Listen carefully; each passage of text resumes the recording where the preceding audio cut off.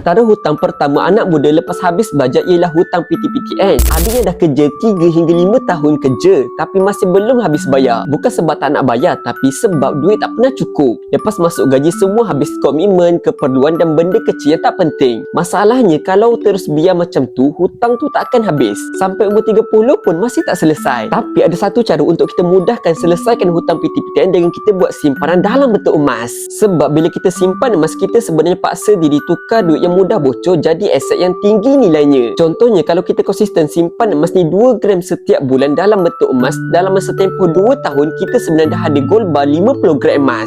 Yang mana gold bar 50 gram emas tu nilainya sekarang lebih RM29,000. Dengan 50 gram emas ni anak muda boleh selesaikan hutang PTPTN sekaligus, malah si ada duit lebihan lagi. Untungnya nilai emas ni sentiasa meningkat setiap tahun. Dan cara untuk kita mula simpan emas ni tak susah pun. Buka saja akaun Emas Gepabligo ni secara percuma dan terus boleh mula buat simpanan dalam bentuk emas. Anak muda jangan tunggu sampai notis baru bertindak nak mula buat simpanan dalam bentuk emas. Mula saja buat simpanan dalam bentuk emas ni daripada sekarang walaupun sedikit, yang penting konsisten. Bila kita mula saja buat simpanan dalam bentuk emas ni walaupun sedikit, tanpa kita sedar kita dah ada simpanan emas yang banyak, dan tanpa kita sedar dengan simpanan emas tu boleh selesaikan hutang PTPTN. Jangan risau, akaun Emas Gepabligo ni ia bukan satu komitmen wajib bulanan. Ada duit lebih, simpan saja sedikit demi sedikit. Dan untuk anak muda yang nak saya bantu buat simpanan emas ni untuk selesaikan hutang PTPTN, tuan-puan boleh saja klik link di bio saya untuk saya bantu. So, dapat satu, cek komen, jangan lupa follow.